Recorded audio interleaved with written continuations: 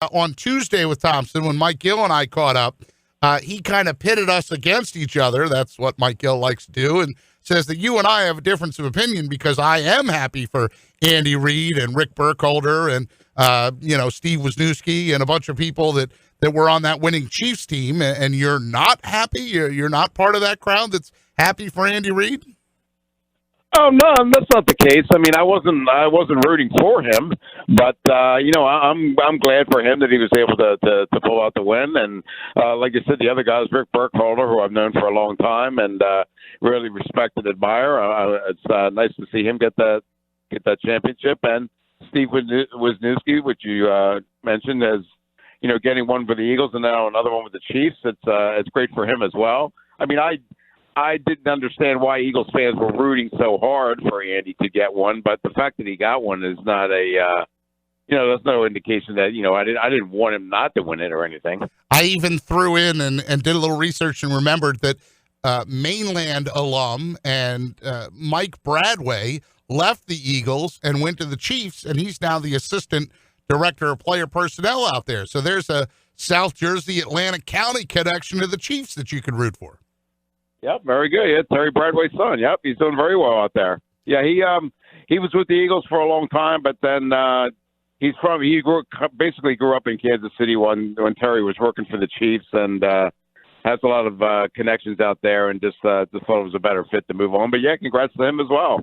And if I'm not mistaken, the Bradway boys, both the boys too, Tommy is working for the Raiders, I think is what Terry told me the last time we exchanged some text messages. So you got one for the Raiders, one for the Chiefs. I mean, the AFC West is loaded with Bradways.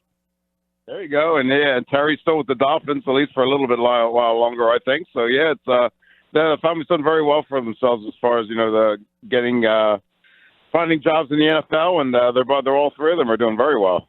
Well, Dave Weinberg's with us here on the Pete Thompson Show, as he is each and every Saturday that I'm in the chair, and we're talking Super Bowl a little bit before we move on to some of these Eagles changes as well. And one of the things that's great about your content, Dave, is your perspective and your history. And you picked the Niners, by the way. You picked them to win 31-13. I was saying that I thought the Niners would win. I very much, all week, my line leading into the Super Bowl was, my heart is that I hope Andy wins, but my head says the Niners are the better team. So that said, what went wrong for the Niners? Well, I never thought I'd see the day when Andy Reid would be the one that handles clock management better than the other guy. But Kyle Shanahan, I didn't understand his moves, especially not calling timeout at the end of the first half when he had a chance to put more points on the board. I just thought they were way too conservative or not conservative enough, I guess, depending on the series. But in the second half, I just didn't think that they were they did a very good job of play calling. And Kansas City's known for coming back, and you would think that the Niners would have been able to figure out something to maybe choose some time off the clock, keep some drives alive, but they just weren't able to do it. And that was all she wrote. I mean, congrats to the Chiefs. They've proven that there doesn't seem that there's any deficit that's too big for them to overcome, and they proved it again in the Super Bowl. What did you think of the visuals from their parade? I know Mitch Holthus is a guy that back in the day when I worked in Omaha, Mitch was a guy that did play-by-play for like Fox Sports Midwest or something, but he's a big KC guy, and from the stage he called out Philly. Oh, did he really? Yeah, it said something like, come on, Philly, you don't have anything on this or something. And I thought, like, dude, have you looked at the aerial shots? Like, first of all, Kansas City had a drunk guy drive down the parade route. They had to force him off, in his car. So that was very Philly-esque. And then secondly, there's no way that Kansas City had more people than Philadelphia's parade. No. I mean, it's kind of hard to count them. But, yeah, when you look at the people that were on the parade route, in Philly, plus the people that were at the art museum, there were hundreds of thousands of more people there than were in Kansas City. I don't know if maybe the weather had a little bit of a factor, or maybe half the people mistakenly went to Kansas instead of Missouri. I don't know, but it was, no question that the Philly fans really they own that parade. Oh yeah, I saw that tweet right after the game, and I knew that was wrong.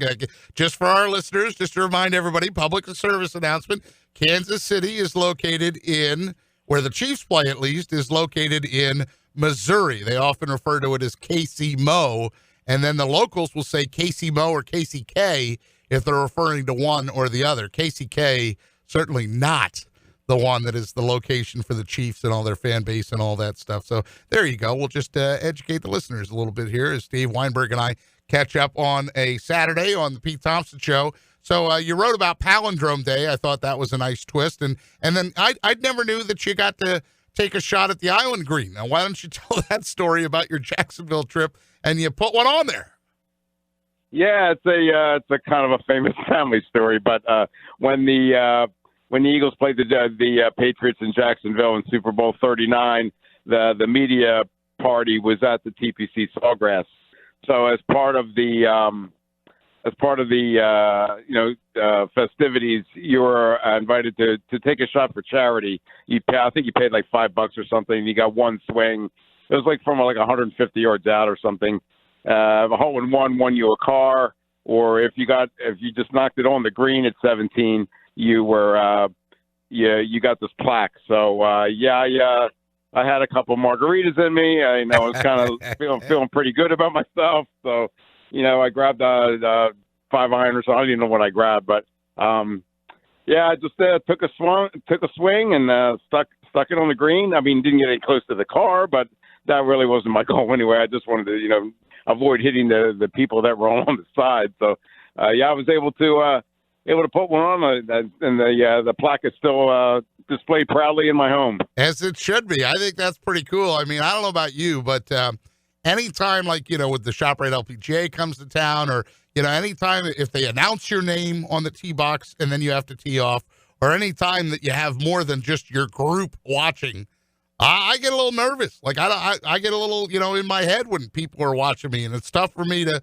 focus. So I can't imagine what it was like staring at the famous Island Green thinking, like, don't miss, don't miss, don't miss, don't miss. Yeah, there were a few other media people who kind of begged away, but I was like, you know what? They don't know me. I don't know them. They're not going to remember if I hit it or not. So I figured, what the heck, just take a shot, and it worked out pretty well. So your latest column that you have up is under the hashtag I Believe. We're anytime I hear like I believe, it's I either think of the student section starting their chant, I believe, I believe. Yep, that's awesome. Yeah. That may be the first thing, I guess, that I think of. And you had this guy, George Conway, the attorney, with political hashtags. So, of course, good for you. You didn't go political. You just did your I believes, including, and this is my segue into the coaching staff, you don't think it's that big a deal that the Eagles don't have an official offensive coordinator? No, I really don't. Doug has been he's been calling the play since he got there in 2016. I mean, it was nice to have a guy to bounce ideas off of, talking about Frank Reich and I guess Mike Groh as well. But I don't see where the offensive coordinator, if your head coach calls the plays anyway and basically designs the game plans, the offensive coordinator really just has like kind of a supplementary role. So the fact that they decided not to go with one isn't that big a deal to me. I mean, they still have passing game coordinators, running game coordinators. Those guys are able to put the game plans together as far as the two facets of the game, and it's up to Doug to decide which plays are going to call. So I really don't see it as it being that big of a deal. So Press Taylor, the quarterback's coach, he's going to be the passing game coordinator. Then Jeff Stoutland will be the running game coordinator. And then, what do you make of these titles? Senior offensive assistant, pass game analyst. What the heck are these guys going to do? Yeah, I'm not. I don't know what half those guys do, to be honest with you. There's analysts, there's assistants to the assistant. There's there's position coaches I get. I know what they do. I know what the coordinators do. But as far as the other stuff, I'm really not quite sure what their role is. I guess it's just to people who kind of want to get their feet wet in the NFL, maybe know somebody or, have a decent reputation as far as like the college ranks I guess. But, there's a lot of coaches on that staff, and I'm not quite sure what some of their roles are, to be honest with you. Sometimes I don't think they know either. That's true. There are a couple of former coordinators though, like former Denver offensive coordinator Rich Scangarello is going to be this senior offensive assistant. That got a little eyebrow from me. And then the fact that they've got a former defensive coordinator too. That's Marquand Manuel. He was the D coordinator for the Falcons, now going to be the D backs coach who's replacing. So I mean, those guys obviously seem to bring experience. Who knows if they're any good or not? Oh, sure. I mean, the Eagles have gone through, I want to say maybe 4 wide receivers coaches in 4 years. Might be even more than that. So, you know, he should be able to bring some stability and some knowledge to the wide receiver corps, which they desperately need. The one position I don't get is quality control coach. If you could explain to me what that is, I'd love to know. He makes sure that Doug Peterson has his visor on correctly and his whistle and his Gatorade at the right time. I don't know I have no idea what the quality control coach does. I just know it's a step on the ladder. You know, 2 things. Wide receivers coach, Greg Lewis, did he get a ring? Am I not mistaken? Was he coaching the unbelievable wide receivers of KC? Was G. Lou out there? I think he was, yes. Yeah. And, you know, it's always been there's always been some sort of controversy as to whether how much control Doug has over his staff, or, you know, whether he's able to pick the people he wants to be in place. Because there's a school of thought that he wanted Greg Lewis to stay with the Eagles, that, you know, he never wanted him to be fired, but was kind of overruled by the powers that be. And you saw that again this year with Mike Groh getting dismissed. Yeah, Greg, I'm pretty sure Greg is out in Kansas City, and congrats to him too, because he's a good guy. Had a decent, if not great, career with the Eagles, but I think he's got a bright future as a coach. It's a shame that the Eagles let him go. So Aaron Moorhead, you know, and yes, you're talking about, like, and those of us of a certain generation will understand this reference, that being the Eagles wide receiver coach is like being the drummer in Spinal Tap. You don't hold the job for very long. This is true. Yep. It's I never saw Spinal Tap, but I'll take your word for it. The drummer explodes. Literally explodes. It's like Monty Python, but with a rock band. So, you know, gotcha. Okay. And infamously, Spinal Tap, you know, would be like the analogy would be that if Jimmy Buffett forgot his way to the stage, like these guys were so, you know, it was a parody of a successful British band, and then, you know, the 3 main guys are all played to comic effect by Harry Shearer and those guys. Trying to remember the one that's married to Christopher Guest, that's married to Jamie Lee Curtis. But anyhow, the drummer, you know, if you're the drummer in Spinal Tap, you're not around very long. Aaron Moorhead, you know anything about Aaron Moorhead? I do not. Yeah. I know he's with Vanderbilt, I think, last 3 years. Yep. Which I don't know that that's necessarily a great thing, but yeah, I mean, I'm sure he's got the pedigree. I'm sure to be able to handle the job, and the Eagles definitely need something though. But to be honest with you, I know position coaches, they do have an important role. I mean, I have a ton of respect for Jeff Stoutland, Steve Staley, those guys. But, I mean, if you're a wide receiver, quite frankly, their problems this year, I don't know had as much to do with the wide receivers coach as just the fact that, you know, if you can't track a deep pass, right, you probably shouldn't be in the league. If you're going to drop, you know, 70% of your passes that are thrown your way, you probably shouldn't be in the league anyway. So I don't know that a position coach is going to be able to fix those things. And then, of course, medical side of things, medical training staff, they cleared up some changes too. So maybe that nightmare is over of the 2 or 3 years with soft tissue injuries or players not able to stay on the field. That's been a head scratcher, right? I mean, what post Super Bowl victory, why the Eagles have had trouble in the last couple seasons getting guys out on the field. Yeah, it's certainly worth a try. Because, like you said, they've definitely been snake bitten with injuries the last couple of years, especially this year. And I realize there are some things you can't help. I mean, you tear an ACL or, you know, rupture your Achilles. I don't know if there's any sort of program that's going to prevent those kind of things. That's just the name of the game, unfortunately, in the NFL. But like soft tissue injuries, you know, pulled hamstrings, those kind of things. they've occurred far too often. There's been some serious injuries too, like Nelson Aguilar missed most of the second half of the season with a knee injury. His knee was swollen up the size of a bowling ball, and no one could really figure out what was wrong. And those kind of things, the more people you can get that have innovative ideas or ways to prevent and treat those kind of things, the better off you are.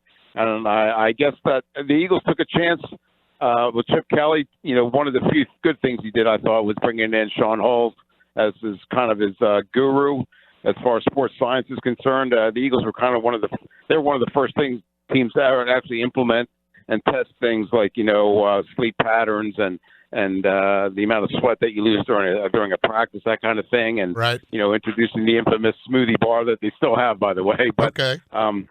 But I guess that kind of stuff kind of went by the wayside a little bit, and they felt like they needed to change both in that area and the medical staff. So I guess they're willing to do whatever it takes to try and cut down these injuries. So hopefully it'll work. Well, this guy's name is perfect if he ends up being the GOAT. Yeah, this is AKA the one they blame.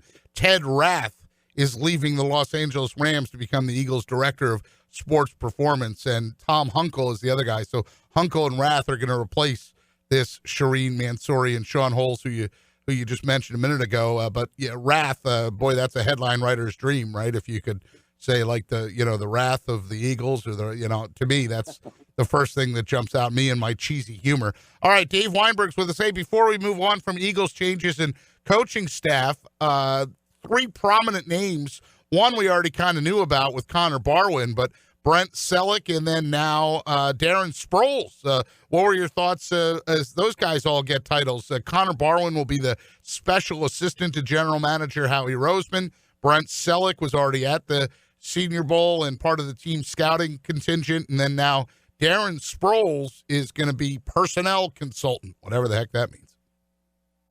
Yeah, I was a little surprised at Brett and Darren, to be honest with you. I mean, Connor was not that big a shock. He spent a lot of time around Howie this past season anyway, and so he's kind of transitioning into more of a personnel kind of role.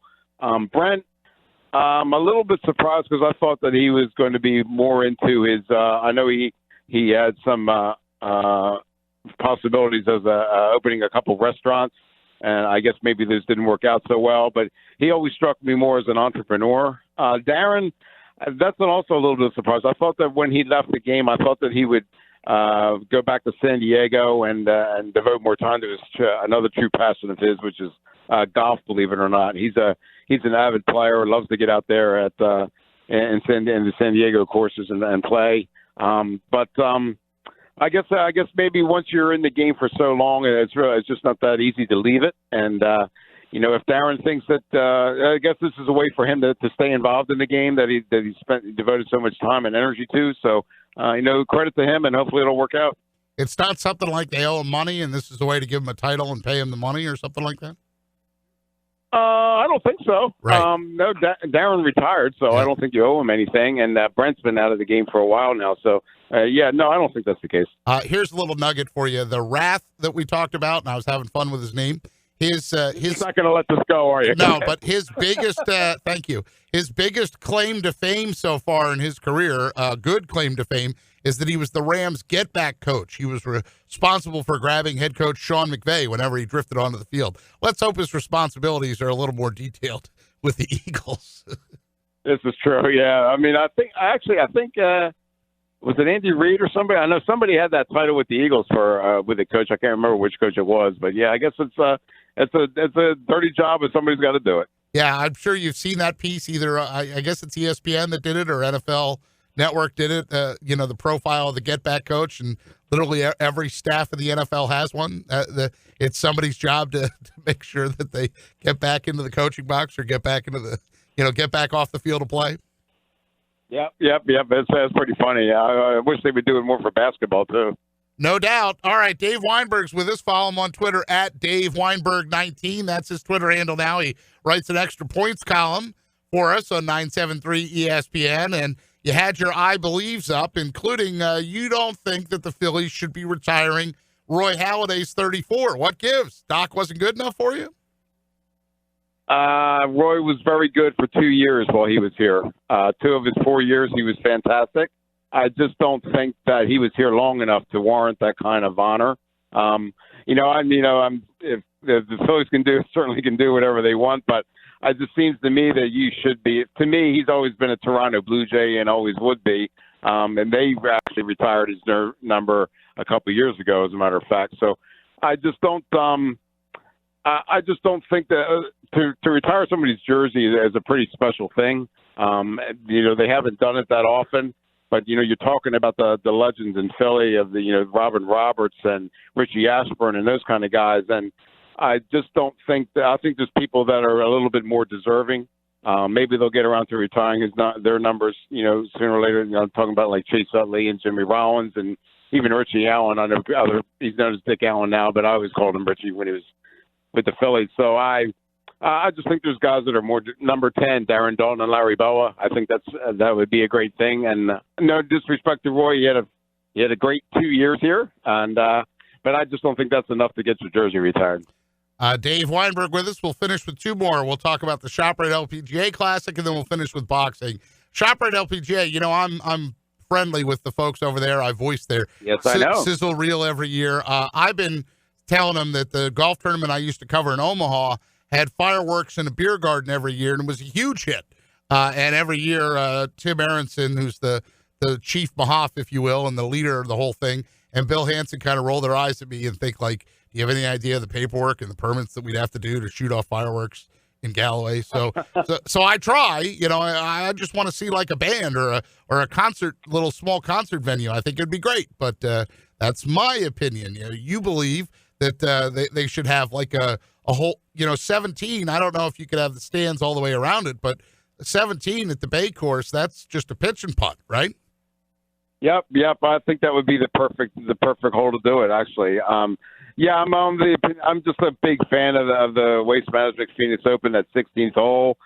Just to seeing how rowdy the crowd is, and I think the players, they seem to really get into it. They really embrace it and enjoy it, which is what you should do. I mean, I know that golf has a lot of prestige and tradition to it, and rightfully so, but it's nothing wrong with letting your hair down a little bit, so to speak. And I think that would be a great thing. I've been fortunate enough. I went to the Players Championship at TPC Sawgrass a couple of years ago, and sat on the hill next to the 17th Island Green, and that's a little bit of the similar atmosphere as to the 16th in Phoenix. So they're not quite as rowdy, but they've been known to heckle players and have some fun with them, and I don't see anything wrong with that, and I would like to see every tournament do that. Well, I'll run your suggestion up the flagpole, but I'm just letting you know that my fireworks suggestion has gone nowhere. Fireworks and a concert band and a place to have a couple barley pops, that's gone nowhere in the 3 or 4 years that I've tried to present that. So that's worth a shot, though, right? I'll suggest it to the right people. All right, let's finish with boxing. You're right about the fact that it's been 6 years since there's been a fight in the main arena at Jim Whalen Boardwalk Hall, and I'm with you. Get a fight in there. Come on. Yeah, I'm baffled as to why it hasn't happened. Like we've talked about before, Atlantic City used to be the boxing capital of the world, and they were every bit as popular as Las Vegas, if not more so. They easily drew more fights than Madison Square Garden or the Barclays Center. But for whatever reason, the casinos just don't seem to be behind it anymore, and they did band together for the Kovalev Hopkins fight in 2014, and I thought they did it. They produced a tremendous crowd. You're never going to get the 20,000 that you had for Tyson's fights, but that's because the arena's smaller now. But you can still, there's no reason to get 14,000 people in there. And there's nothing like a big time fight at Boardwalk Hall, as I'm sure you know. The days when Arturo Gatti and those guys were there. Just the electricity in that arena was unmatched, and I miss it. And hopefully that they'll be able to find a way to get some of those fights back again. I hope so too, and I hope that you and I get to sit side by side on press row when it does happen, Dave Weinberg. That would be great. I look forward to that. Me too, my friend. All right, give my best to your lovely wife, and we'll have you on again next week for another Dave's Dimes segment. Of course, check out Dave's Extra Points column on 973 ESPN and follow him on Twitter at Dave Weinberg 19.